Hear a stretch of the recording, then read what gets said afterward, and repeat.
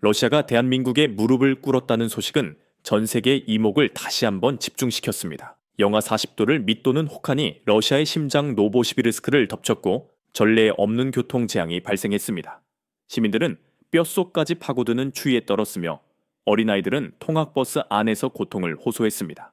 도시의 핵심 교통망이 완전히 정지된 이 절망적인 상황 속에서 드미트리 볼코프 부국장의 오만했던 확신은 산산이 부서졌습니다. 그는 평소 중국산 버스를 최상급이라고 극찬하며 한국의 기술력을 경시했던 인물이었기 때문입니다. 과연 노보시비르스크를 구원할 희망은 어디에서 찾을 수 있을까요? 그리고 그가 그토록 맹신했던 거대한 허위의 실체는 무엇이었을까요? 저는 드미트리 볼코프입니다. 60대 초반인 저는 러시아 북부 노보시비르스크 교통관리국에서 부국장직을 수행하고 있습니다. 제 인생의 절반 이상을 이 도시의 교통 시스템 발전에 헌신했으며 특히 중국산 중장비와 버스를 도입하는 데 주도적인 역할을 했습니다. 저는 늘 가격 대비 성능을 최우선으로 고려하는 실용주의자였기에 저희 시는 그동안 수천 대에 달하는 중국산 버스를 들여왔습니다. 중국 업체들은 시베리아의 혹독한 겨울에도 전혀 문제없다고 자신감을 표명했습니다. 그들의 약속을 굳게 믿었던 저는 중국산 버스를 제 자부심의 상징처럼 여겼습니다. 그러나 2025년 1월 기록적인 한파가 시베리아 전역을 강타하면서 모든 것이 뿌리째 흔들리기 시작했습니다. 수은주가 영하 40도까지 급락하는 혹독한 추위가 지속되었고 시내버스의 절반 이상이 운행을 멈춰섰습니다.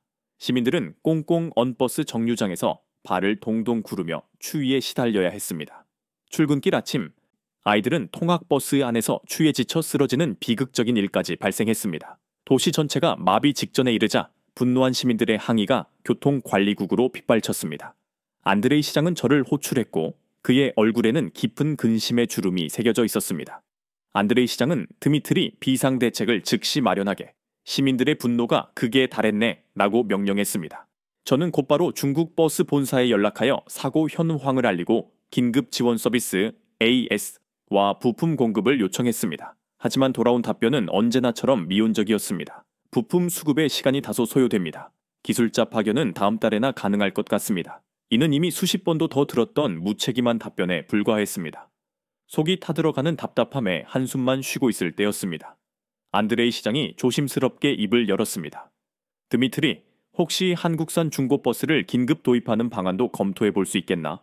저는 순간 제 귀를 의심했습니다. 한국이요?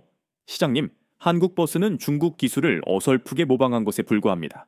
차라리 원조인 중국이 더 낫지 않겠습니까? 저는 저도 모르게 강한 불신과 선입견을 역과 없이 드러냈습니다. 제 목소리에는 단호함이 묻어 있었습니다. 중국산 버스에 대한 저의 확고한 믿음은 쉽게 변하지 않았습니다. 한국이라는 나라는 저에게 그저 중국의 모방품을 만드는 작은 나라에 불과했습니다. 그들의 기술력이 시베리아의 혹독한 추위를 견딜 수 있으리라고는 전혀 생각하지 않았습니다. 저는 평생을 경험과 직접 확인한 것만을 신뢰해 왔습니다. 검증되지 않은 새로운 것에 대한 거부감이 매우 강했던 편이었습니다. 한국 버스라는 말에는 코웃음까지 나왔습니다. 회의실을 나서는 제 발걸음은 무거웠지만 제 마음속에는 여전히 중국만이 해답이다 라는 고집이 단단하게 박혀 있었습니다. 제가 얼마나 큰 오해를 하고 있었는지, 그리고 이 겨울이 저의 오랜 신념을 송두리째 흔들어 놓을 것이라고는 그때는 전혀 상상조차 하지 못했습니다.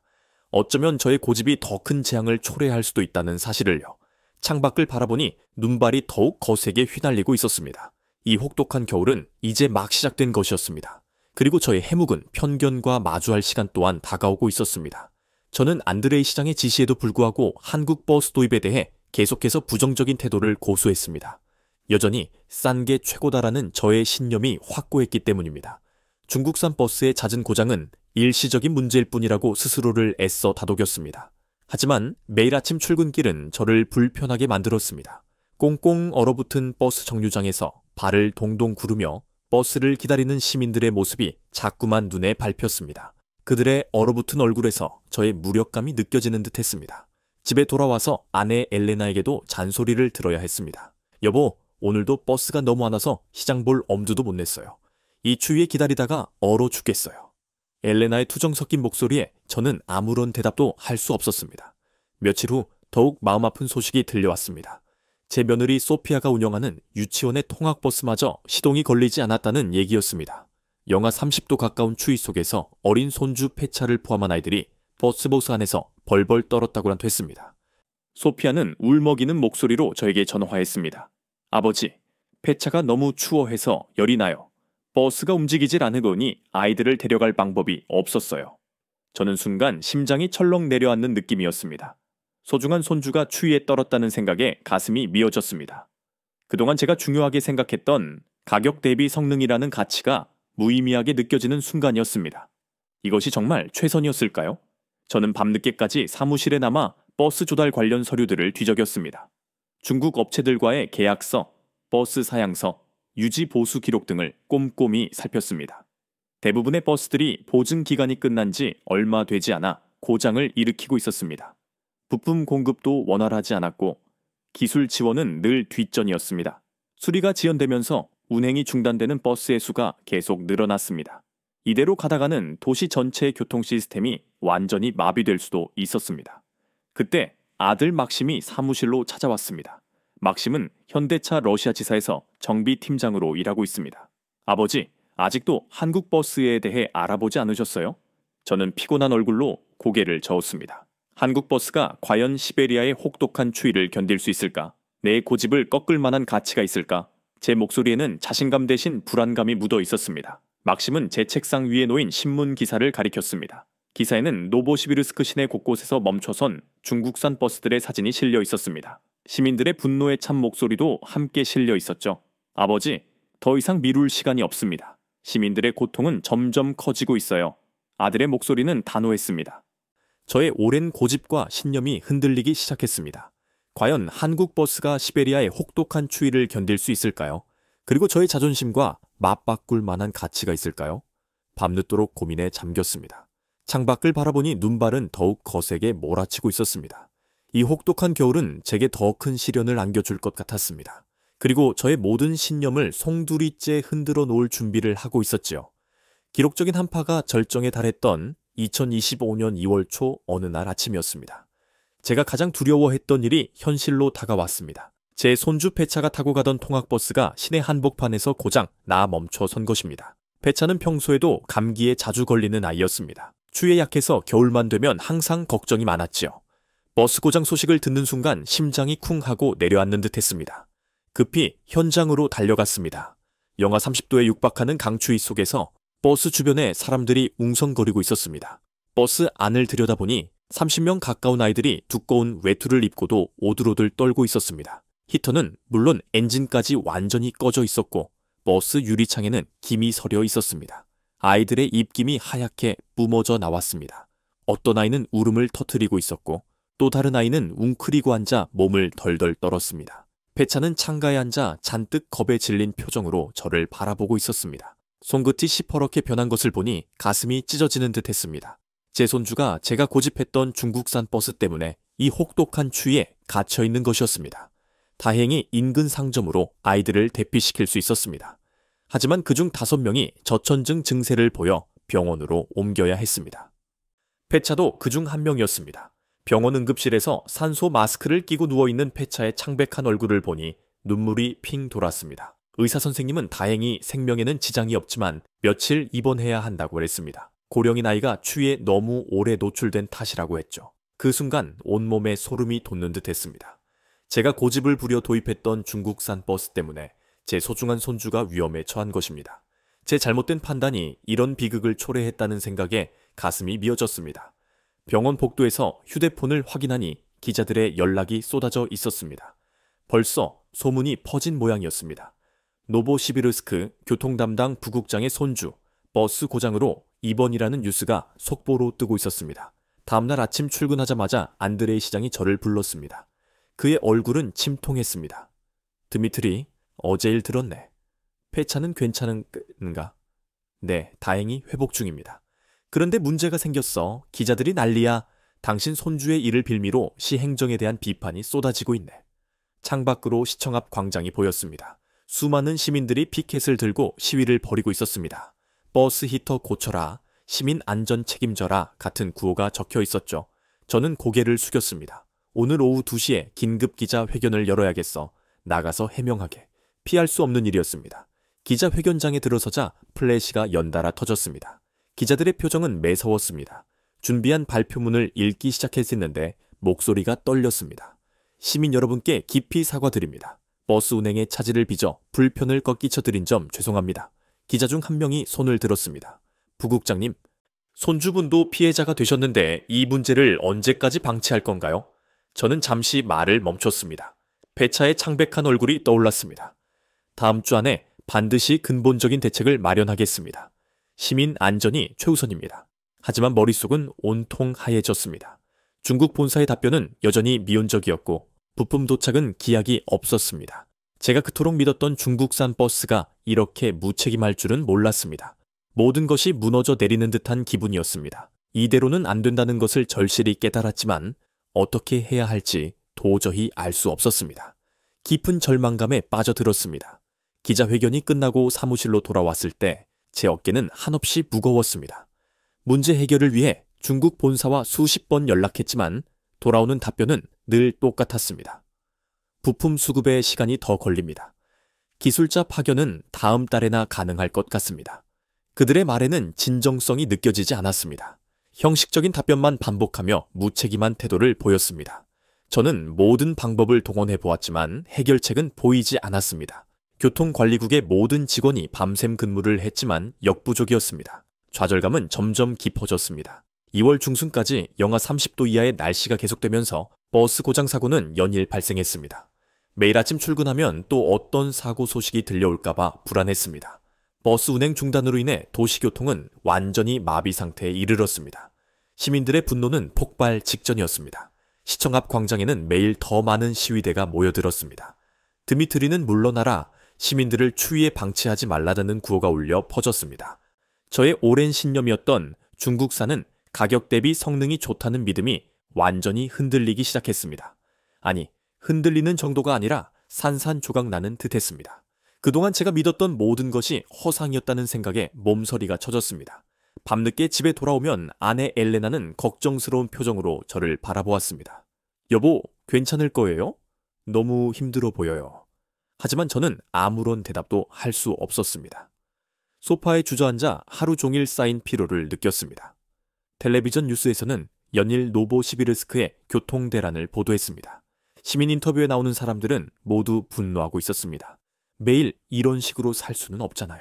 아이들이 위험해요. 언제까지 이럴 건가요? 그들의 절규 섞인 목소리가 제 가슴을 찔렀습니다. 폐차의 창백한 얼굴이 다시 떠올랐습니다.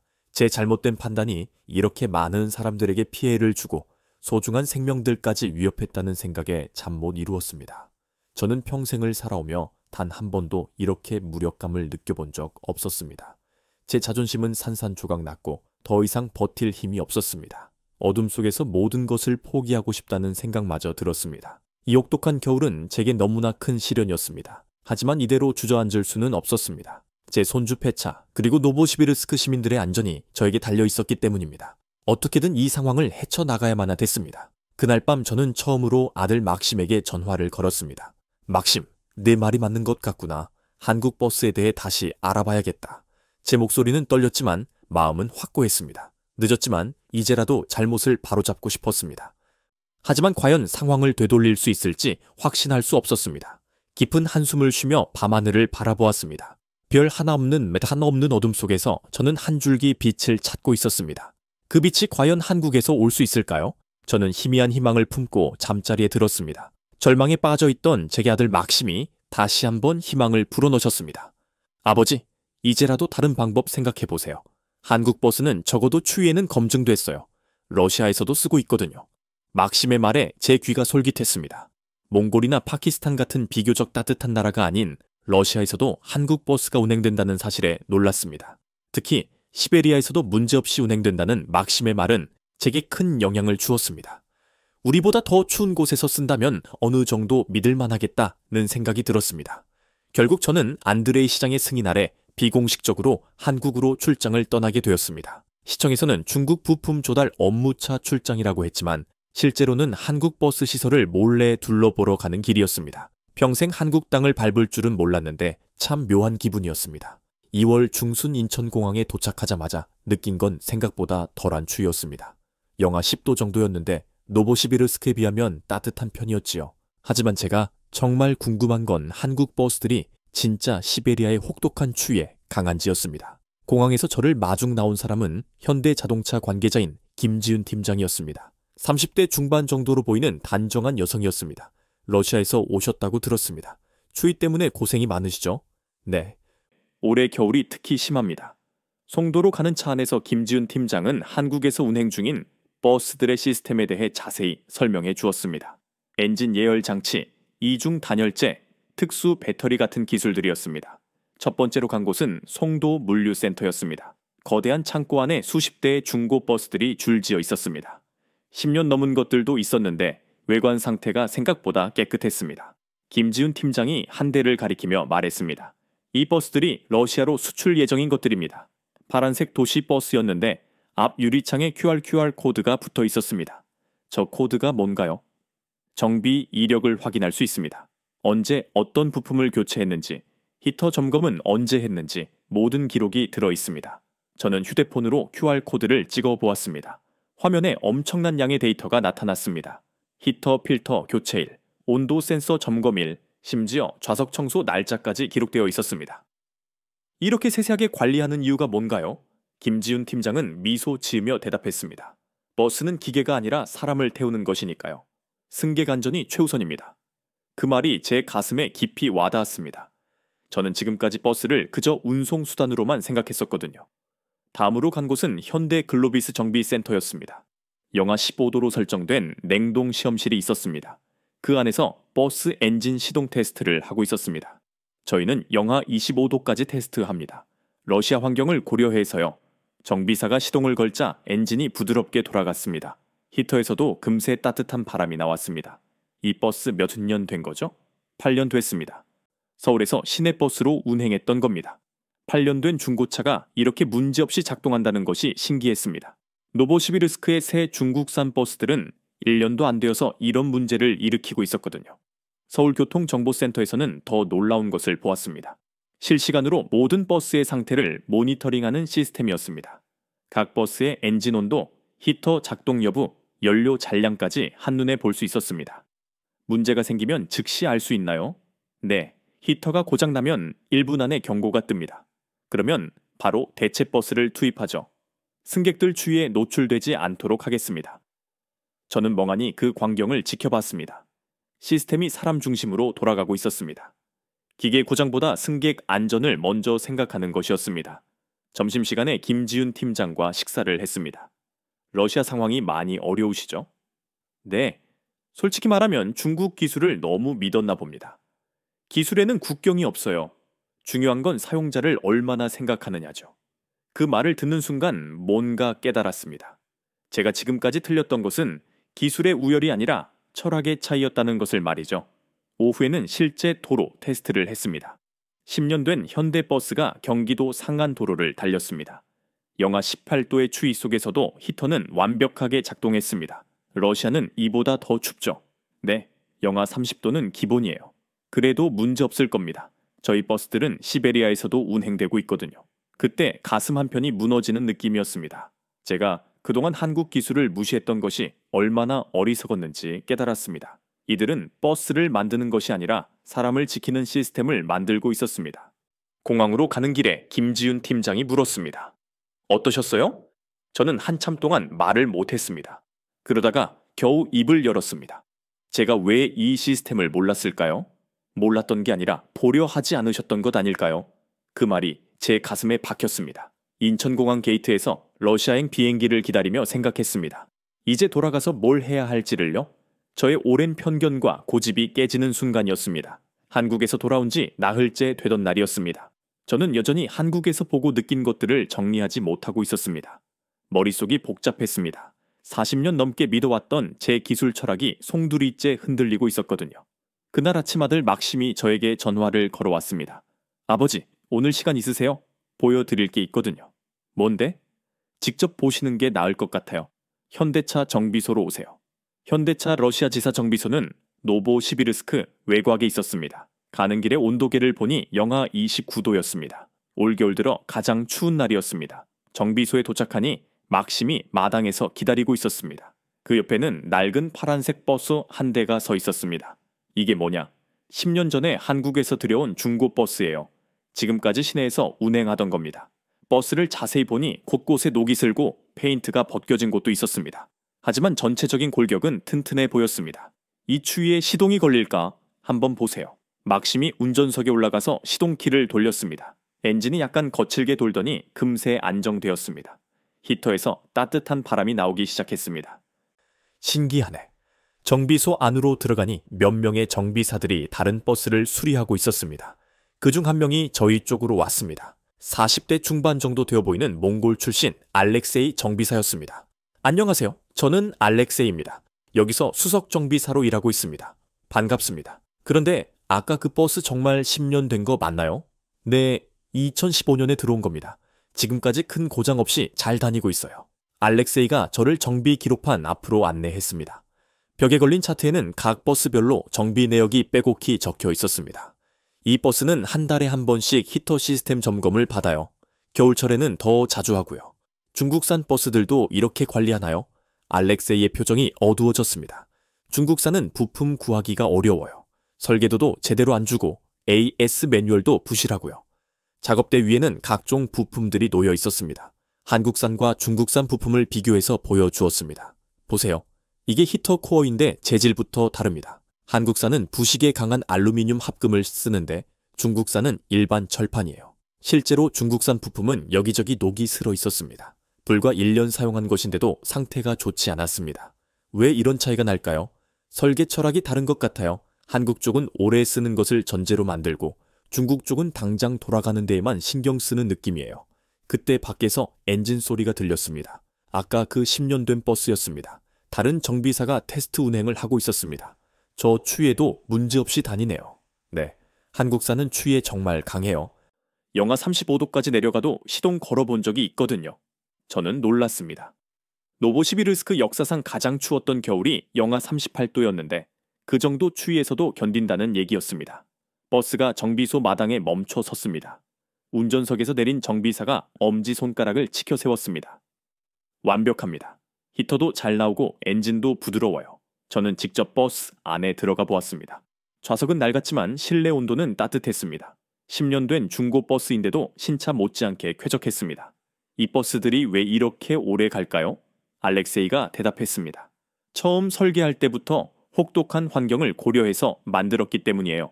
부품 하나하나가 다 이유가 있습니다. 막심이 옆에서 말했습니다. 아버지, 이제 이해되시죠? 기술의 차이가 아니라 철학의 차이예요. 저는 한참 동안 생각에 잠겨 있었습니다. 그러다가 알렉세이에게 물었습니다. 당신은 왜 이런 시스템을 저에게 보여주는 거죠? 시민들이 안전하게 다녔으면 하는 마음이에요. 저도 매일 버스 타는 사람 중 한 명이니까요. 그 말이 제 가슴을 찔렀습니다. 저는 그동안 기계의 성능만 생각했지 그 기계를 이용하는 사람들은 제대로 생각하지 못했던 것이었습니다. 저는 왜 이걸 몰랐을까요? 알렉세이가 씁쓸하게 웃었습니다. 감춘 게 아니라 안 보려 하셨던 것 아닐까요? 그 순간 한국에서 김지훈 팀장이 했던 말이 떠올랐습니다. 똑같은 말이었습니다. 저는 정말로 보려 하지 않았던 것일까요? 정비소를 나서며 마지막으로 그 낡은 버스를 다시 보았습니다.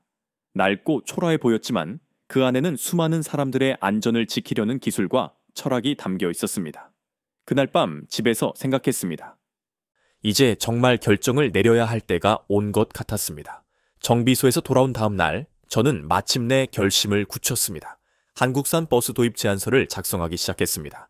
밤새워 자료를 정리하고 예산을 계산했습니다. 손끝이 시려웠지만 계속 타자를 쳤습니다.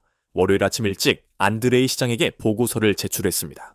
두툼한 서류 뭉치였습니다. 시장님이 첫 페이지를 넘기시더니 미간을 찌푸렸습니다. 가격이 중국산의 2배네요. 예상했던 반응이었습니다. 하지만 저는 포기하지 않았습니다. 내구성 비교표와 정비 절감 자료를 보여드렸습니다. 장기적으로는 오히려 경제적이라는 근거를 제시했습니다. 그날 오후 임시 안보 회의가 열렸습니다.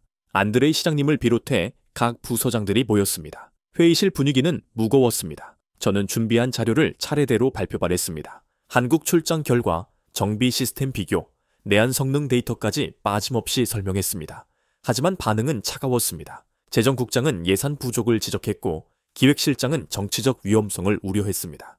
중국과의 외교관계에 악영향을 줄 수 있다는 얘기였습니다. 안드레이 시장님이 최종 결론을 내렸습니다.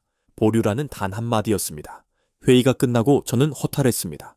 예상했던 일이지만 실제로 부딪히니 더 답답했습니다. 사무실로 돌아와서 창밖을 바라보았습니다. 영하 32도까지 떨어진 추위였습니다. 거리에는 버스 정류장에서 떨고 있는 시민들이 보였습니다. 또 다른 버스 고장 소식이 들려왔습니다. 그날 저녁 집에 돌아가니 막심이 심각한 표정으로 앉아 있었습니다. 결과를 이미 짐작하고 있는 것 같았습니다. 보류됐다. 막심이 한숨을 깊게 쉬었습니다. 실망이 얼굴에 그대로 드러났습니다. 그럼 계속 이대로 가는 건가요? 저도 답답했습니다. 하지만 혼자 결정할 수 있는 일이 아니었습니다. 예산도 문제고 정치적 부담도 컸습니다. 그때 막심이 갑자기 일어났습니다. 평소와 다른 모습이었습니다. 목소리가 떨리고 있었습니다. 아버지, 우리가 이런 버스를 타고 살아야 합니까? 그 한마디가 제 가슴을 찔렀습니다. 매일 시동이 걸릴까 걱정하고 히터가 나올까 불안해야 하는 생활을 계속해야 하는 건지 묻고 있었습니다. 저는 소파에 주저앉았습니다. 갑자기 모든 기운이 빠지는 듯 했습니다. 막심은 계속해서 절망적인 목소리로 말했습니다. 손주 폐차가 병원에 간 일, 매일 고장나는 버스들, 추위에 떨어야 하는 시민들 얘기였습니다. 그때 휴대폰이 울렸습니다. 아내 엘레나에게서 온 전화였습니다. 또 다른 버스 고장 소식을 전하는 내용이었습니다. 펠두스번 노선 버스가 도로 한복판에서 멈추어 섰다는 뉴스였습니다. 전화를 끊고 나니 막심이 저를 바라보고 있었습니다. 눈빛이 간절했습니다. 이제라도 늦지 않았어요. 저는 한참 동안 생각에 잠겼습니다. 정말 늦지 않았을까요? 아니면 이미 손 쓸 수 없을 만큼 늦어버린 걸까요? 하지만 포기할 수는 없었습니다. 그날 밤 저는 처음으로 아들 앞에서 고개를 숙였습니다. 평생 고집만 부렸던 제가 굽힌 것이었습니다. 이상하게 기분이 나쁘지 않았습니다. 오히려 마음이 한결 가벼워진 느낌이었습니다. 새로운 전략이 필요했습니다. 전면 교체가 어렵다면 시범 사업으로라도 시작해야 하겠다고 생각했습니다. 작은 변화라도 만들어내는 것이 중요했습니다. 밤늦게까지 새로운 제안서를 작성했습니다. 이번에는 한 노선만이라도 한국산으로 바꿔보자는 내용이었습니다. 시범 운행을 통해 효과를 검증한 후 단계적으로 확대하는 방안이었습니다. 창밖으로 눈이 내리고 있었습니다. 이 겨울이 얼마나 더 혹독할지 아무도 모르는 상황이었습니다. 하지만 저는 포기하지 않기로 결심했습니다. 이제는 저의 고집보다 시민들의 안전이 더 중요하다는 것을 깨달았습니다. 새로운 제안서를 작성한 지 나흘 후 노보시비르스크에 올겨울 최악의 한파가 몰아쳤습니다. 기상청 발표로는 영하 35도까지 떨어진다고 됐습니다. 40년 만에 닥친 혹한이었습니다. 그날 아침 6시 제 휴대폰이 쉴 새 없이 울렸습니다. 교통통제센터에서 온 긴급 연락이었습니다. 부국장님, 대형 사고입니다. 중국산 버스 절반 이상이 시동이 안 걸려요. 급히 센터로 달려갔습니다. 모니터 화면에는 빨간 점들이 가득했습니다. 운행 불가 상태를 나타내는 신호였습니다. 60대 중 22대가 완전히 멈춰선 상황이었습니다. 거리 곳곳의 버스 정류장에는 사람들이 몰려 있었습니다. 추위에 떨면서 언제 올지 모르는 버스를 기다리고 있었습니다. 어떤 정류장에는 30분 넘게 버스가 오지 않았습니다. 오전 9시쯤 더 심각한 소식이 들려왔습니다. 시내 초등학교 통학버스가 등교 중 도로 한복판에서 완전히 멈춰선 것이었습니다. 아이들 25명이 영하 33도 추위 속에 갇혀 있었습니다. 저는 현장으로 달려갔습니다. 버스 안에서 아이들이 울고 있었습니다. 입김이 하얗게 나올 정도로 추웠습니다. 히터는 물론 엔진까지 완전히 꺼져 있었습니다. 다행히 인근 상점에서 아이들을 대피시킬 수 있었습니다.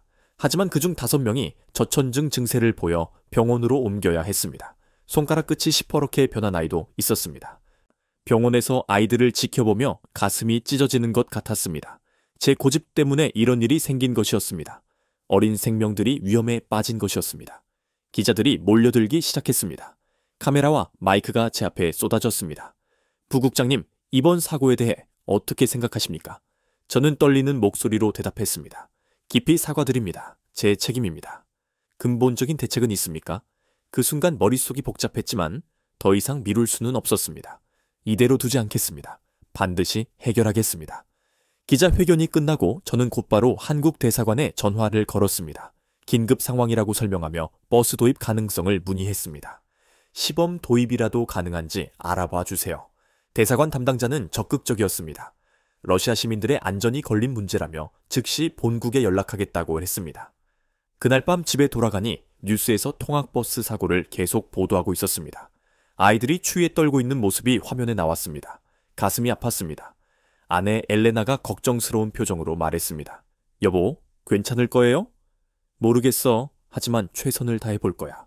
다음날 아침 일찍 시청으로 출근했습니다. 시장 앞에는 시민들이 몰려 있었습니다. 항해 현수막을 들고 서 있었습니다. 아이들을 지켜라, 버스 교체하라 같은 구호가 적혀 있었습니다. 안드레이 시장이 저를 급히 불렀습니다.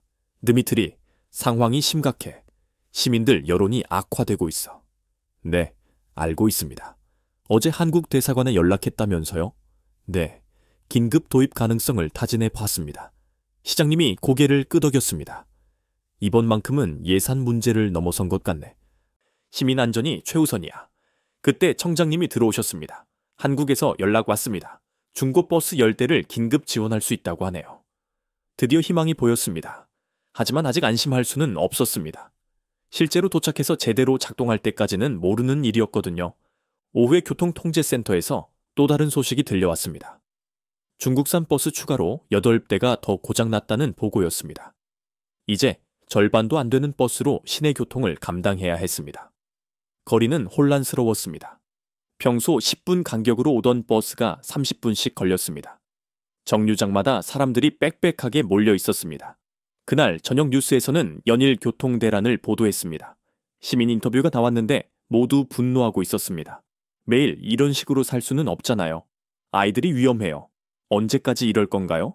화면을 보면서 마음이 무거웠습니다. 제 잘못된 판단이 이렇게 많은 사람들에게 피해를 준 것이었습니다. 하지만 이제 돌이킬 수는 없었습니다. 앞으로 나아가는 수밖에 없었습니다. 한국산 버스가 빨리 도착해서 상황을 해결해 주기를 간절히 바랐습니다. 통학버스 사고가 난 지 일주일이 지났습니다. 그동안 저는 하루도 편히 잠들지 못했습니다. 매일 아침 출근하면서 또 어떤 사고 소식이 들려올까봐 불안했습니다. 그런데 2월 말 드디어 기다리던 소식이 들려왔습니다. 한국 대사관에서 전화가 온 것이었습니다. 부국장님, 시범 도입 프로그램이 승인됐습니다. 현대자동차에서 중고버스 10대를 긴급 지원하기로 했어요. 가슴이 뛰었습니다. 마침내 실마리가 보이기 시작한 것이었습니다. 언제 도착하나요? 이번 주말까지 육로로 운송될 예정입니다. 정비 전문가 2명도 함께 파견됩니다. 금요일 오후 중국 국경을 통해 트럭 5대가 노보시비르스크로 향했다는 연락이 왔습니다. 한국산 중고버스 10대를 실은 트럭들이었습니다. 저는 직접 국경까지 나가서 확인하고 싶었지만 참았습니다. 토요일 새벽 5시 트럭들이 시내에 도착했습니다. 버스 조달청 창고지로 직접 들어왔습니다. 저는 일찍 나가서 기다리고 있었습니다. 첫 번째 트럭에서 파란색 버스가 내려졌습니다. 10년 정도 된 것 같았지만 외관이 깨끗했습니다. 두 번째, 세 번째 버스들도 차례로 내려졌습니다. 모두 상태가 양호해 보였습니다. 한국에서 온 정비 전문가들도 함께 도착했습니다. 김철수 팀장과 이영호 기사였습니다. 두 분 모두 20년 넘게 버스 정비를 해온 베테랑들이었습니다. 추위가 정말 심하네요.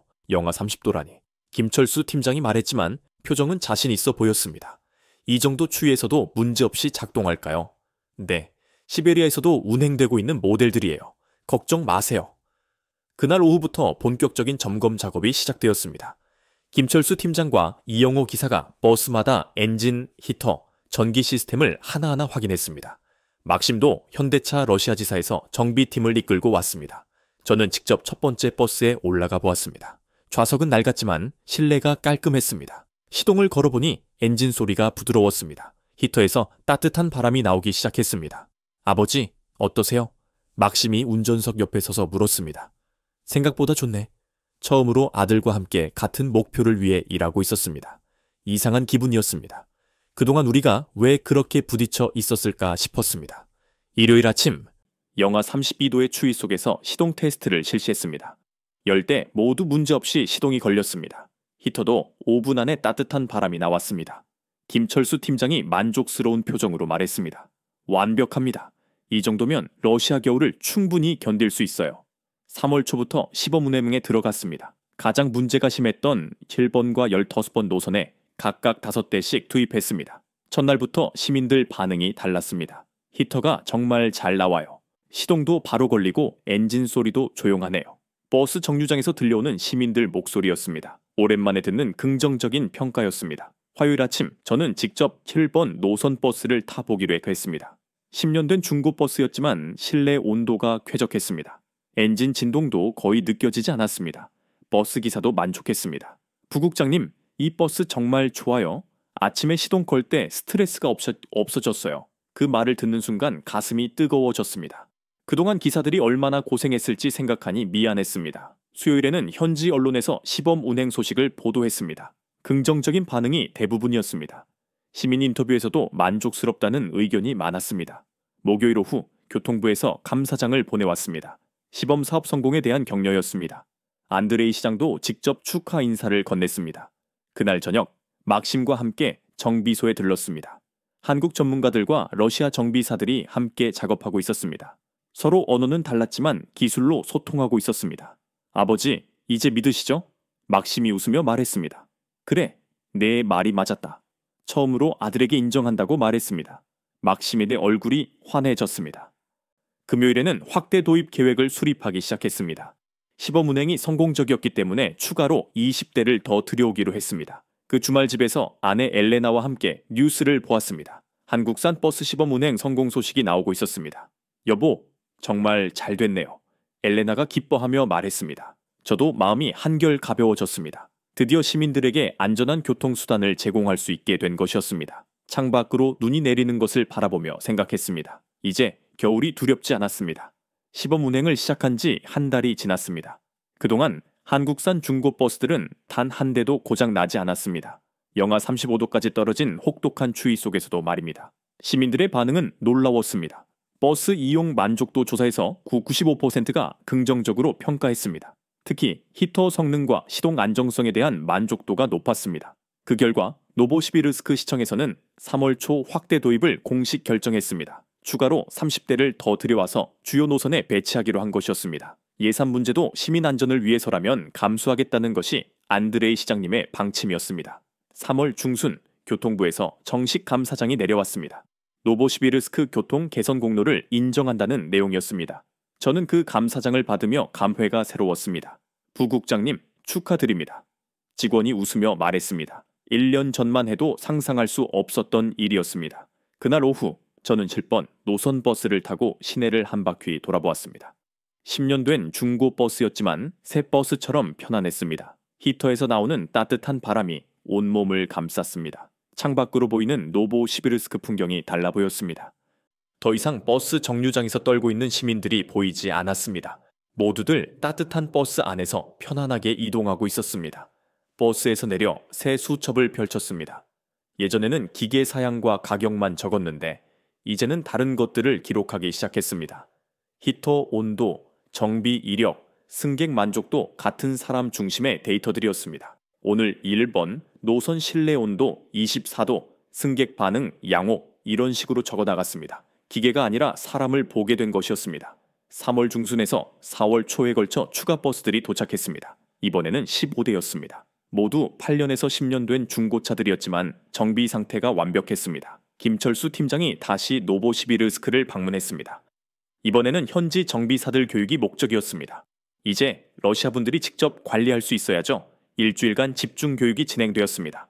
한국식 정비 매뉴얼, 부품 관리 시스템, 예방 정비 방법 등을 배웠습니다. 막심도 교육에 참여해서 통역을 도와주었습니다. 교육 마지막 날, 저는 직접 정비소를 찾아갔습니다. 러시아 정비사들이 한국 방식으로 버스를 점검하고 있었습니다. 체계적이고 꼼꼼한 모습이었습니다. 이제 우리도 할 수 있겠네요. 알렉세이 수석 정비사가 자신 있게 말했습니다. 그 모습을 보니 뿌듯했습니다. 4월이 되자 날씨가 풀리기 시작했습니다. 하지만 한국산 버스들은 여전히 문제없이 운행되고 있었습니다. 추위뿐만 아니라 일반적인 내구성도 뛰어난 것이었습니다. 그 무렵 중국 본사에서 연락이 왔습니다. 지난해 도입한 버스들의 무상 AES를 해주겠다는 내용이었습니다. 하지만 이미 늦었습니다. 시민들의 신뢰를 잃은 후였거든요. 저는 정중하게 거절했습니다. 이미 한국산으로 교체 계획이 진행 중이라고 설명했습니다. 중국 담당자가 아쉬워했지만 어쩔 수 없는 일이었어요. 4월 말 어느 화창한 날 저는 막심과 함께 정비소에 갔습니다. 아버지와 아들이 함께 서서 한국산 버스들을 바라보았습니다. 아버지, 이제 어떠세요? 처음으로 안심이 된다. 정말 그랬습니다. 더 이상 아침마다 버스 고장 소식을 걱정하지 않아도 됐습니다. 시민들도 안전하게 이동할 수 있게 되었고요. 막심이 웃으며 말했습니다. 이젠 기술이 아니라 사람을 믿는 시대예요. 그 말이 제 가슴에 와닿았습니다. 제가 그동안 놓쳤던 가장 중요한 것이었습니다. 기계의 성능보다 그 기계를 사용하는 사람들의 안전과 편의가 우선이라는 것을 깨달은 것이었습니다. 날씨가 완전히 풀리고 다음 겨울을 대비하기 시작했습니다. 나머지 노선들도 단계적으로 교체하는 방안을 추진하고 있습니다. 이제는 확신이 있었습니다. 어느 날 저녁집에서 엘레나와 함께 차를 마시며 말했습니다. 여보, 이제 겨울이 무섭지 않네요. 정말 다행이에요. 그때 폐차가 병원에 갔을 때는 어떻게 될 줄 알았는지. 그 일을 계기로 모든 것이 바뀌었습니다. 제 고집과 편견, 그리고 진정으로 중요한 가치가 무엇인지 깨달을 수 있었습니다. 러시아의 초록빛 여름이 오고 있었습니다. 곧 다시 겨울이 올 테지만 이제는 두렵지 않았습니다. 믿을 만한 버스들이 있었고 그 버스를 제대로 관리할 수 있는 시스템도 갖춰졌거든요. 무엇보다 중요한 것은 사람을 먼저 생각하는 마음을 갖게 된 것이었습니다. 60년을 살면서 얻은 가장 큰 깨달음이었습니다. 이처럼 대한민국은 전 세계의 제사상까지 접수하고 있습니다. 여러분, 지금 전 세계에서 정말 놀라운 일이 벌어지고 있습니다. 지금 이 순간에도 베트남의 어느 가정에서는 제사상 한가운데에 한국 과일이 올라가고 있다는 것을 아십니까? 그것도 현지 과일보다 2배나 비싼 가격이에요. 파리 최고급 레스토랑에서도 이 한국 과일 때문에 화제라고 합니다. 더 충격적인 것은 일본이 이 과일을 자기들이 원조라며 우기고 있다고 하는데요. 도대체 무슨 일이 있었던 걸까요? 저는 클라라 듀퐁입니다. 프랑스 파리에서 태어나 지금까지 20년 넘게 식품 트렌드를 연구해온 전문가입니다. 유럽 미식문화연구소에서 일하면서 전 세계 60여 개국을 돌아다니며 과일 소비 패턴을 분석해왔어요. 그런 제가 2024년 초 베트남 시장 조사를 위해 하노이에 갔을 때의 일입니다. 베트남 하노이의 동수원 시장에 도착한 건 오전 7시쯤이었습니다. 아직 이슬이 맺힌 과일들 사이로 현지인들이 분주히 오가고 있었죠. 저는 평소처럼 노트북을 들고 시장 곳곳을 둘러보며 베트남 사람들의 과일 구매 패턴을 관찰하기 시작했어요. 그런데 한 과일 가게 앞에서 이상한 광경을 목격했습니다. 베트남 사람들이 노란 과일을 정말 정성스럽게 고르고 있는 모습이었어요. 마치 보석을 고르듯이 하나하나 만져보고 냄새까지 맡아보더라고요. 호기심이 생긴 저는 가격표를 확인해 봤습니다. 코리안 멜론 개당 7만 동. 깜짝 놀랐어요. 베트남 현지 멜론이 3만 동 정도인데 이건 2배가 넘는 가격이었거든요. 더 놀라운 건 그 비싼 가격에도 불구하고 사람들이 줄을 서서 사고 있다는 거였어요.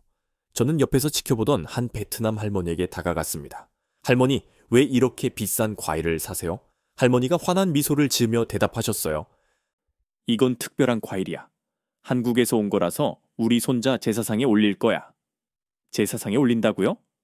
저는 더욱 당황스러웠습니다. 베트남은 열대 과일의 천국인데 굳이 비싼 한국 과일을 제사상에 올린다는 게 이해가 되지 않았거든요. 과일 상인 민 씨에게 물어봤습니다.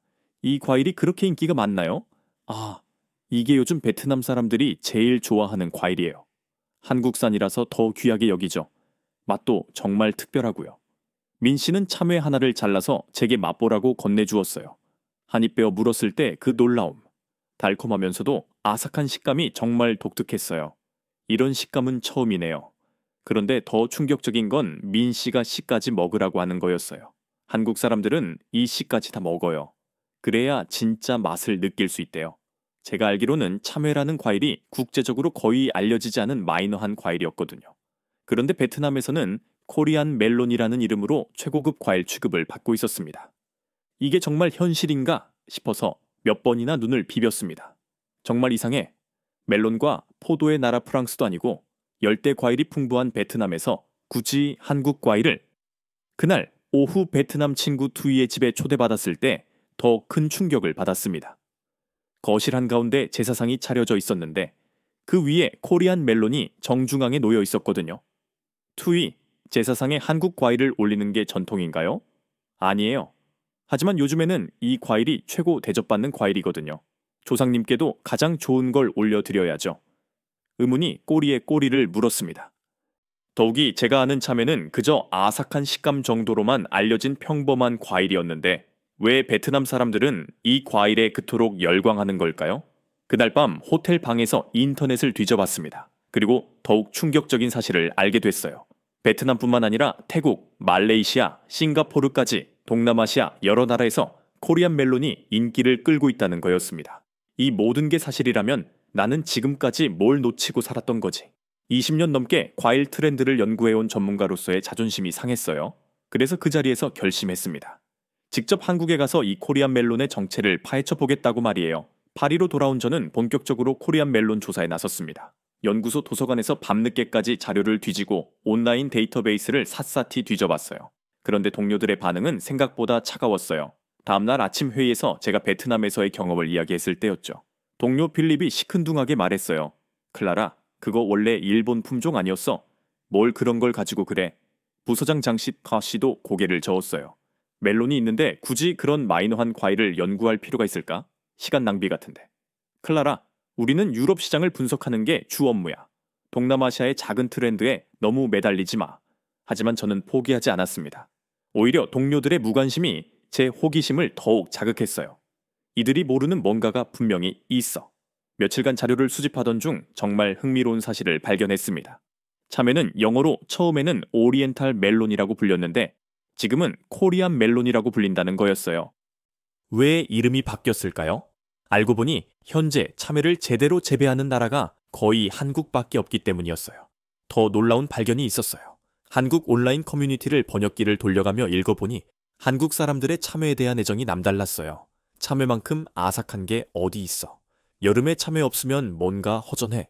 씨까지 먹어야 진짜 참외 맛이지. 그리고 결정적인 댓글 하나를 발견했습니다. 한국인은 식감에서 감동을 찾는 민족이다. 그 한 문장이 제 시선을 완전히 바꿔놓았습니다. 맞아. 이게 바로 차이점이야. 저는 급히 근처 아시아 식품점으로 달려가서 한국산 참외를 구해왔어요. 사무실로 돌아와 동료들 앞에서 직접 참외를 깎기 시작했습니다. 여러분, 한번 맛봐 보세요. 처음에는 다들 시큰둥했지만 한 입 맛보더니 표정이 달라졌어요. 이게 뭐야? 이런 식감은 처음이야. 사과도 멜론도 아닌 완전히 다른 맛이네. 그때 깨달았어요. 유럽에서는 과일의 향과 단맛을 중시하는데 한국 사람들은 아삭함이라는 식감 자체에서 만족을 찾는다는 걸 말이에요. 이건 완전히 다른 미식 철학이었어요. 저는 흥분해서 동료들에게 설명했습니다. 여러분, 이 참외는 단순한 과일이 아니에요. 완전히 다른 미각 철학이 담긴 문화 상품이라고요. 서양 사람들이 와인에서 테루아 테로야를 찾듯이 한국 사람들은 과일에서 식감의 예술을 찾는 거예요.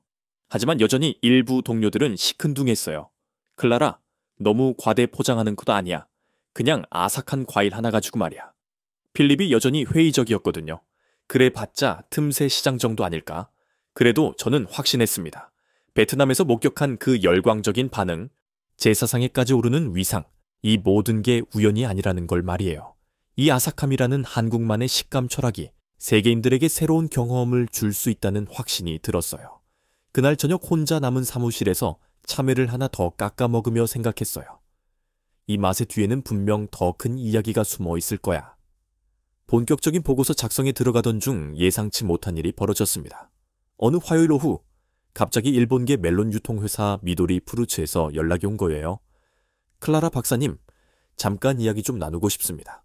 이틀 후 파리 시내 한 카페에서 그들을 만났어요. 정장을 말끔히 차려입은 두 명의 일본인 남성이 저를 기다리고 있었죠. 저희는 미도리 프루츠의 다이치와 켄타입니다. 그들이 찾아온 이유는 명확했어요.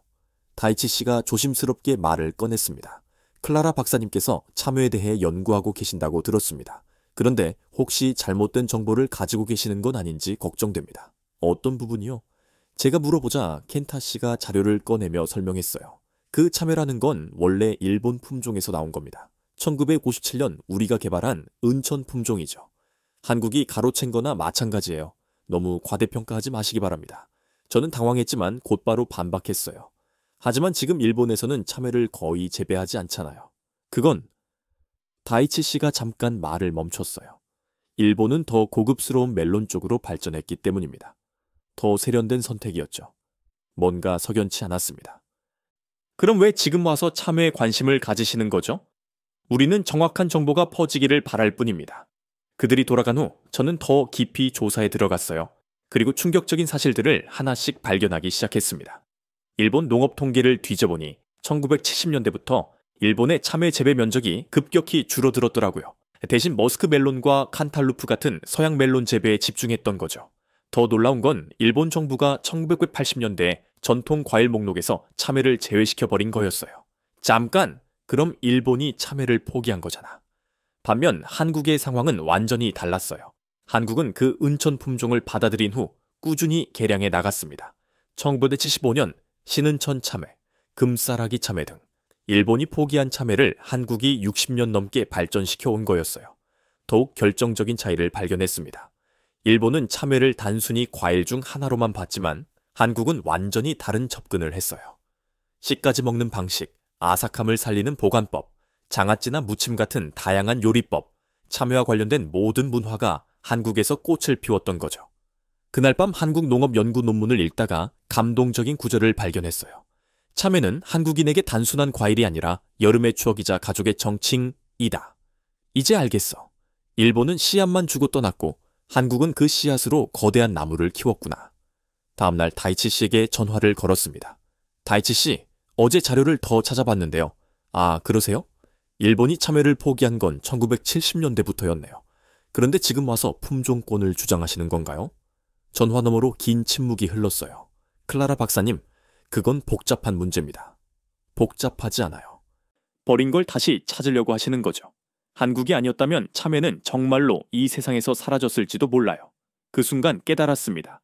이건 단순한 농업 성공 스토리가 아니라 한 민족이 전통을 지키면서도 혁신을 일궈낸 정말 대단한 이야기라는 걸 말이에요. 자료를 더 파헤쳐보니 정말 가슴 뭉클한 이야기들을 발견했습니다. 한국농업사 연구서를 뒤져보다가 1960년대 기록을 찾아냈어요. 그 시절 한국에는 청참외, 개구리 참외, 성환 참외 같은 전통 참외들이 있었다고 하더라고요. 한 할머니의 증언이 특히 기억에 남아 있습니다. 그때는 정말 가난했지. 사과도 배도 제대로 달지 않던 시절이었어. 하지만 여름이면 참외 하나로 하루를 버텼지. 물도 부족하고 설탕도 귀하던 시절에 참외만큼은 우리를 저버리지 않았어. 그 기록을 읽으면서 눈물이 났어요. 1960년대 한국의 농촌 사진들을 보니 정말 척박한 땅에서도 참외만큼은 꿋꿋이 자라고 있었거든요. 더 놀라운 건 그 어려운 시절에도 한국 농민들이 참외 품질 개선을 멈추지 않았다는 거였어요. 1957년 일본에서 온 은천 품종을 받아들인 후 한국의 토양과 기후에 맞게 계속 개량해 나갔습니다. 한국농업기술원의 한 연구원이 쓴 회고록에서 이런 구절을 발견했어요. 일본 품종이 우리 땅에서는 제대로 자라지 않았다. 하지만 우리는 포기하지 않았다. 매년 조금씩 우리 입맛에 맞게, 우리 땅에 맞게 바꿔나갔다. 1975년 신은천 참외가 개발될 때까지의 과정이 정말 눈물겨웠어요. 수백 번의 실패, 수천 번의 개량 작업, 그리고 1984년 드디어 금싸라기 참외가 탄생했죠. 이 모든 과정에서 일본은 어디 있었을까요? 1970년대부터 일본은 이미 멜론에만 집중하고 있었어요. 참외는 구식이라며 외면해 버렸죠. 한국과 일본의 1980년대 농업 정책 자료를 비교해보니 더욱 극명하게 드러났어요. 일본, 전통 과일에서 탈피, 서양식 고급 과일로 전환 화만. 한국, 전통을 지키면서도 현대적 기술로 품질 향상. 완전히 다른 방향이었어요. 일본이 전통을 버리고 서양을 따라갈 때 한국은 전통을 지키면서도 혁신을 이루어냈던 거죠. 그리고 결정적인 차이를 발견했습니다. 일본에서는 대부분 참외를 먹을 때 씨를 빼고 먹었대요. 하지만 한국에서는 씨까지 함께 먹는 문화가 발달했죠. 씨까지 먹어야 진짜 참외 맛이라는 말까지 생겼을 정도로요. 이건 단순한 식습관의 차이가 아니었어요. 씨까지 먹기 위해서는 씨가 부드럽고 맛있어야 하거든요. 그래서 한국 농민들은 씨의 품질까지 신경 쓰며 품종을 개량했던 거예요. 아, 이제 이해됐어. 일본은 겉모양만 보고 한국은 속까지 완벽하게 만들었구나. 한국 참외 농가의 3대째 농민이 한 말이 정말 인상 깊었어요. 우리 할아버지는 일제강점기에도 참외를 키우셨고 아버지는 전쟁 중에도 참외를 키우셨어. 나도 IMF 때도 참외를 키웠지. 이게 바로 우리의 역사야. 베트남에서 목격한 그 코리안 멜론 열풍의 진짜 이유가 보였어요. 이건 단순한 과일이 아니라 한국이라는 나라가 60년 동안 쏟아부은 정성과 사랑의 결과물이었던 거죠. 드디어 한국 땅을 밟았습니다. 인천공항에 내린 순간부터 기대감으로 가슴이 뛰었어요. 드디어 코리안 멜론의 본고장이 왔구나. 경상북도 성주군으로 가는 KTX 안에서 창밖을 바라보니 한국의 농촌 풍경이 정말 아름다웠어요. 특히 성주에 가까워질수록 노란 비닐하우스들이 끄떡없이 펼쳐져 있는 모습에 감탄했습니다. 와, 정말 장관이네. 성주역에 도착하니 마중 나온 분이 있었어요. 바로 이준영 박사님이었습니다. 국립농업기술원 소속이면서 조부 때부터 3대째 참외 농사를 지은 분이었죠. 클라라 박사님, 멀리서 오시느라 고생하셨습니다. 저는 이준형입니다. 박사님의 첫 인사부터 정말 따뜻했어요. 더 놀라운 건 박사님이 프랑스 몽펠리에 대학에서 농업공학을 공부하신 경험이 있어서 제 고민을 완전히 이해해 주신다는 거였어요. 박사님, 정말 신기해요. 프랑스에서 공부하셨으면서 왜 참외를 선택하셨나요? 하하, 프랑스에서 공부하면서 오히려 우리 참외의 소중함을 더 깨달았죠. 서양 멜론도 좋지만 우리 참외만의 특별함이 있거든요. 차로 이동하면서 박사님이 성주 지역에 대해 설명해 주셨어요. 성주는 한국 참외 생산량의 70%를 담당하는 곳입니다. 여기 토양과 기후가 참외 재배에 최적이거든요. 일교차가 크고 배수가 잘 되는 사질양토.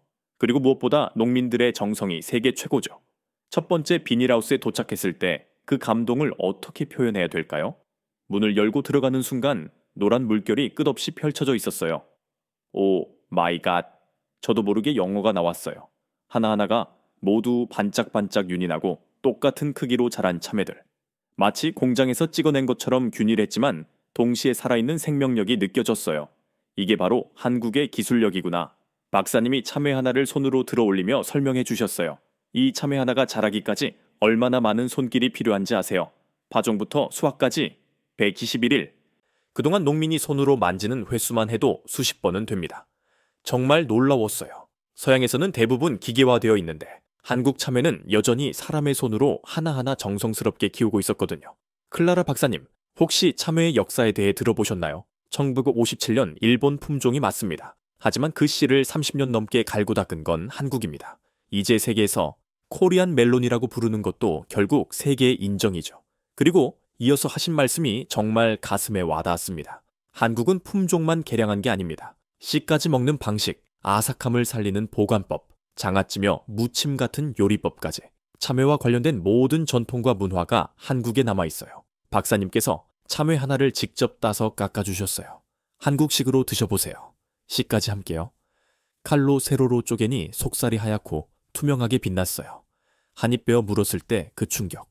프랑스에서 먹었던 것과는 완전히 차원이 달랐어요. 단맛이 입안 가득 퍼지면서도 아삭한 식감이 살아있고 씨까지 부드럽게 씹혔거든요. 이건 정말 예술이에요.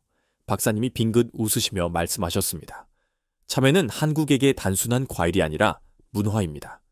일본은 기술만 있었고 한국은 훈이 있었어요. 바로 그 차이죠. 그 순간 베트남에서 느꼈던 모든 의문이 해결됐어요. 왜 베트남 사람들이 코리안 멜론을 제사상에 올리는지, 왜 비싼 값을 주어도 사려고 하는지. 이건 단순한 과일이 아니라 한국이라는 나라의 정신과 문화가 고스란히 담긴 특별한 작품이었던 거죠. 프랑스로 돌아온 저는 완전히 다른 사람이 되어 있었습니다. 성주에서의 경험이 제 인생을 바꿔놓았거든요. 다음날 연구소에 출근해서 동료들 앞에서 당당히 외쳤습니다. 참외는 한국의 자존심입니다. 필립이 여전히 의심스러운 표정으로 물어봤어요. 클라라, 한국 다녀온 후로 완전히 달라졌네. 뭘 그렇게 흥분하고 그래? 흥분이 아니라 감동이에요. 여러분은 아직 진짜를 못 본 거예요. 저는 바로 실행에 옮겼습니다. 유럽 최초로 씨까지 먹는 코리안 멜론 코스 요리를 개발하기 시작한 거죠. 프랑스 요리의 정교함과 한국 참외의 아삭함을 결합한 완전히 새로운 시도였어요. 처음에는 주변에서 모두 말렸습니다. 부서장 장 씨가 걱정스럽게 말했어요. 클라라, 미쳤어. 프랑스 사람들이 그런 걸 받아들일 리 없어. 게다가 씨까지 먹는다고? 그건 너무 이상하잖아. 하지만 저는 확신했어요. 성주에서 느꼈던 그 감동을 프랑스 사람들도 분명 느낄 수 있을 거라고 말이에요. 집에서 밤늦게까지 레시피를 연구했어요. 참외의 아삭함을 살리면서도 프랑스인들이 좋아할 만한 조합을 찾아보았죠. 참외 가스파초, 참외와 염소 치즈 샐러드, 참외 셔벗. 하나씩 만들어보며 완벽한 맛의 조합을 찾아갔어요. 2주 후 드디어 첫 번째 시식회를 열었습니다. 파리 최고급 레스토랑 르 그랑모에의 미쉐ල් 셰프를 초대했어요. 프랑스 요리계의 거장으로 불리는 분이죠. 미쉐ල් 셰프, 새로운 과일을 소개해드리고 싶어요. 오, 클라라 박사님이 직접? 뭔가 특별한 건가요? 첫 번째 요리를 내놓았어요. 참외와 프로슈토를 곁들인 전체였죠. 미쉐ල් 셰프가 한 입 맛보더니 눈이 휘둥그레졌어요. 이게 뭐야? 이런 식감은 처음이야. 달콤하면서도 아삭해. 멜론과도 다르고 사과와도 달라. 두 번째 요리로 참외 수프를 내놓았어요. 씨까지 먹는 과일이라고요. 한국에만 이런 게 있다고. 셰프가 정말 놀라워 하시더라고요. 그날 이후로 일이 급속도로 풀리기 시작했어요. 미쉐ൽ 셰프가 르그랑 모에에서 코리안 멜론 코스를 정식 메뉴로 채택한 거예요. 파리 최고급 레스토랑에서 한국 참외가 주인공이 된 거죠. 입소문이 퍼지면서 다른 레스토랑들도 앞다투어 연락이 왔어요. 우리 레스토랑에도 그 코리안 멜론 요리를 소개해 주세요. 프랑스 미식 잡지 구르메 파리 지행에서 취재 요청이 들어왔을 때는 정말 꿈 같았어요. 기자가 물어봤습니다. 클라라 박사님, 이 코리안 멜론이 그렇게 특별한가요? 특별한 게 아니라 혁명적이에요. 이제 유럽 과일 시장의 판도가 바뀔 겁니다. 기사가 나간 후 반응이 폭발적이었습니다. 잡지 표지에는 이런 제목이 실렸죠. 이제 멜론은 뒤로 물러나야 할 때다. 코리안 멜론의 시대가 왔다. 더 놀라운 건 제가 개발한 요리법이 다른 유럽 국가들로도 퍼져나갔다는 거예요. 독일의 쿠첸 마이스터, 이탈리아의 라 타볼라, 스페인의 엘 셰프, 유럽 각국의 고급 레스토랑들이 모두 코리안 멜론을 찾기 시작했습니다. 런던의 한 레스토랑 사장이 직접 전화를 걸어왔어요. 클라라 박사님, 정말 놀라워요. 씨까지 먹는 과일이 이렇게 맛있을 줄이야. 우리 손님들이 이 아삭한 식감이 바로 한국의 맛이라고 하더라고요. 유럽 전역에서 코리안 멜론 열풍이 불기 시작했어요. 그리고 모든 유럽 사람들이 한 목소리로 말했습니다. 이건 단순한 과일이 아니야. 한국의 철학이 담긴 문화 상품이야. 바로 그때 깨달았어요. 제가 성주에서 느꼈던 그 감동을 이제 전 유럽이 함께 느끼고 있다는 걸 말이에요. 시간이 흘러 저는 완전히 달라진 사람이 되어 있었습니다. 단순한 식품 연구가에서 코리안 멜론 전도사가 되어 있었어요. 유럽 각국에서 강연 요청이 쏟아져 들어왔습니다. 베를린에서 열린 국제식품 박람회에서의 강연이 특히 기억에 남아요. 클라라 박사님, 코리안 멜론의 철학에 대해 이야기해 주세요. 500명이 넘는 청중 앞에서 저는 자신 있게 말했어요. 여러분, 식감의 철학이라는 말을 들어보셨나요?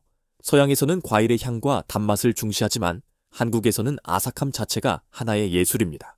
이건 단순한 과일이 아니라 한국이라는 민족의 정신 그 자체입니다. 청중들의 반응이 뜨거웠어요.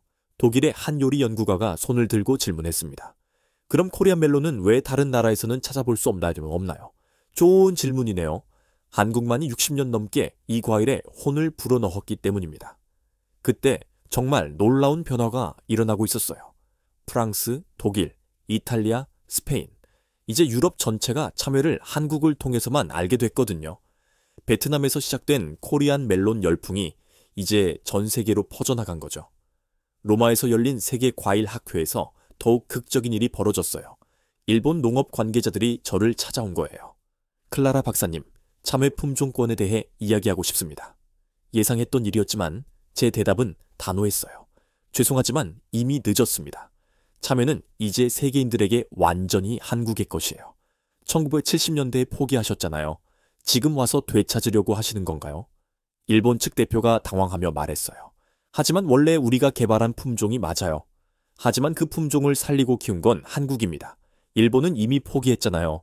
실제로 그랬어요. 이제 전 세계 어디를 가도 상황은 똑같았습니다. 참외를 말하면 사람들은 자동으로 한국을 떠올렸어요. 코리안 멜론, 참외. 이 모든 단어가 한국을 상징하는 브랜드가 되었습니다. 밀라노에서 만난 이탈리아 요리사가 한 말이 인상 깊었어요. 클라라 박사님, 정말 신기해요. 이 과일을 먹으면 한국이 떠올라요. 아삭한 식감 속에 뭔가 깊은 이야기가 숨어 있는 것 같아요. 스페인 바르셀로나의 한 레스토랑에서는 더욱 감동적인 장면을 목격했어요. 한 스페인 아이가 엄마에게 물어보더라고요. 엄마, 이 과일은 왜 이렇게 맛있어? 엄마가 대답했어요. 이건 한국에서 온 특별한 과일이야. 한국 사람들이 오랫동안 정성껏 키운 거래. 그 순간 정말 가슴이 뭉클했어요. 이제 유럽의 아이들도 참외를 한국의 과일로 알고 있구나 하는 생각이에요. 파리에서 열린 마지막 강연에서 저는 이렇게 말했어요. 여러분, 코리안 멜론의 성공은 우연이 아닙니다. 이건 한 민족이 전통을 지키면서도 끊임없이 발전시켜 온 결과입니다. 일본이 버린 씨앗을 받아 세계 최고의 과일로 키워낸 한국의 정신. 그것이 바로 코리안 멜론이 전 세계를 사로잡은 진정한 이유입니다. 청중들이 일어서 박수를 보내주었을 때 저는 확신했어요. 이제 참외는 영원히 한국의 것이라는 걸 말이에요. 1년 후 다시 베트남 하노이에 왔습니다. 처음 코리안 멜론을 발견했던 바로 그 동수원 시장이에요. 하지만 이번에는 관광객이 아니라 코리안 멜론 전문가로서 온 거죠. 시장에 도착하니 1년 전과는 완전히 다른 풍경이 펼쳐져 있었어요. 코리안 멜론 전용 판매대가 따로 마련되어 있었고 그 앞에는 긴 줄이 서 있었습니다. 가격도 1년 전보다 더 올랐어요. 코리안 멜론 개당 10만 동. 하지만 사람들은 여전히 기꺼이 돈을 지불하고 있었습니다. 더 놀라운 건 판매대에 한국어로 된 안내문까지 붙어 있다는 거였어요. 정통 한국 성주산 참외, 씨까지 드세요. 베트남 사람들이 한국 문화까지 받아들이고 있는 거였어요. 그때 한 베트남 가족이 참외를 고르는 모습을 봤어요. 어린 딸이 엄마 손을 잡고 있었는데 참외를 보며 눈을 반짝이고 있었죠. 저는 다가가서 물어봤습니다. 이게 뭔지 아니? 소녀가 밝게 대답했어요. 참외요. 한국에서 온 맛있는 과일이에요. 우리 할머니가 이걸로 제사를 지내신대요. 저는 그 소녀에게 더 자세히 이야기해줬어요. 이건 정말 특별한 과일이란다. 일본에서 사라질 뻔한 과일을 한국이 60년 동안 정성껏 키워서 이렇게 맛있게 만든 거야. 소녀가 고개를 갸웃거리며 물었어요. 참외? 근데 왜 이름이 이렇게 슬퍼 보여요? 저는 웃으며 대답했습니다. 참 외롭다는 뜻이야. 하지만 기억에 남는 건 바로 그런 맛이란다. 외로웠지만 한국이 끝까지 지켜줘서 이제 전 세계 사람들이 사랑하는 과일이 됐어. 그 순간 정말 감동적인 깨달음이 왔어요. 참외라는 이름 자체가 이미 이 과일의 운명을 말해주고 있었구나 하는 생각이 들었어요. 참 외로운 일이었지만 한국이 끝까지 포기하지 않았기 때문에 이제 전 세계 사람들의 사랑을 받게 된 거죠. 민 씨가 저를 알아보고 반갑게 다가왔어요. 클라라 박사님, 1년 만이네요. 정말 반가워요. 민 씨, 장사 잘 되시나요? 덕분에 너무 잘 돼요. 이제 코리안 멜론이 베트남에서 가장 인기 있는 과일이에요. 정말 놀라운 변화였어요. 민 씨의 가게뿐만 아니라 시장 곳곳에서 코리안 멜론을 파는 모습을 볼 수 있었어요. 제사상, 식탁, 고급 레스토랑, 이제 베트남 어디를 가도 코리안 멜론을 볼 수 있게 됐습니다. 베트남 친구 투이의 집에도 다시 갔어요. 1년 전과 똑같이 거실 한가운데 제사상이 차려져 있었는데 이번에는 코리안 멜론이 더 많이 올려져 있었어요. 투이, 1년 사이에 정말 많이 변했네요. 네, 이제 우리 가족 모두가 참외 없으면 안 되거든요. 완전한 참외 팬이 됐어요. 그리고 모든 베트남 사람들이 한 목소리로 말해요. 참외는 한국 거야. 코리안 멜론이 최고야. 하노이 시내의 고급 호텔 레스토랑에서도 코리안 멜론 디저트를 파는 걸 봤어요. 1년 전만 해도 상상도 못했던 일이었죠. 마지막 날 성주의 이준영 박사님께 한 통화로 연락을 드렸어요. 박사님 정말 감사해요. 박사님이 보여주신 한국의 정신이 이제 전 세계로 퍼져나가고 있어요. 클라라 박사님 덕분이에요. 우리 참외를 세계에 알려주셔서 정말 고맙습니다. 박사님이 뒤에서 노란 참외들을 보여주시며 말씀하셨어요. 올해 수확량이 작년보다 30% 늘었어요. 수출 주문이 너무 많이 들어와서요. 베트남뿐만 아니라 유럽에서도 주문이 계속 들어오고 있어요. 그 순간 확신했어요. 이 모든 이야기가 단순한 우연이 아니라 한국이라는 나라가 가진 특별한 힘의 결과라는 걸 말이에요. 버려진 것을 끝까지 지켜내고 더 나아가 세계 최고로 만들어내는 그 놀라운 정신. 포기하지 않는 끈기, 전통을 지키면서도 혁신을 이루는 지혜. 그것이 바로 코리안 멜론이 전 세계를 정복한 진짜 이유였습니다. 공항으로 가는 택시 안에서 창밖을 바라보며 생각했어요. 이제 어디를 가든 코리안 멜론을 볼 수 있을 거예요. 그리고 그 과일을 보는 사람들은 모두 한국을 떠올릴 거고요. 일본이 버린 과일, 한국이 살려냈다. 그리고 전 세계가 무릎 꿇었다. 이제 이 이야기는 영원히 기억될 겁니다. 네, 오늘 전해드린 이 감동적인 실화에 여러분의 생각은 어떠신가요? 러시아의 혹한을 이겨낸 한국산 버스의 견고함과 전 세계인의 입맛을 사로잡은 코리안 멜론의 숨겨진 이야기가 흥미로우셨다면 지금 바로 영상에 좋아요를 눌러주시고 채널 구독과 알림 설정을 부탁드립니다. 여러분의 소중한 의견은 이 이야기가 더 많은 사람들에게 전달될 수 있는 가장 큰 힘이 됩니다. 또한 현재 이 영상을 시청하고 계신 지역과 함께 여러분이 경험했던 한국 기술 또는 문화의 놀라운 반전 스토리가 있다면 아래 댓글에 자유롭게 나눠주십시오. 여러분의 활발한 참여와 소통을 기다리겠습니다. 시청해주신 모든 분들께 진심으로 감사드리며 늘 행복하고 건강한 하루 되시기를 기원합니다.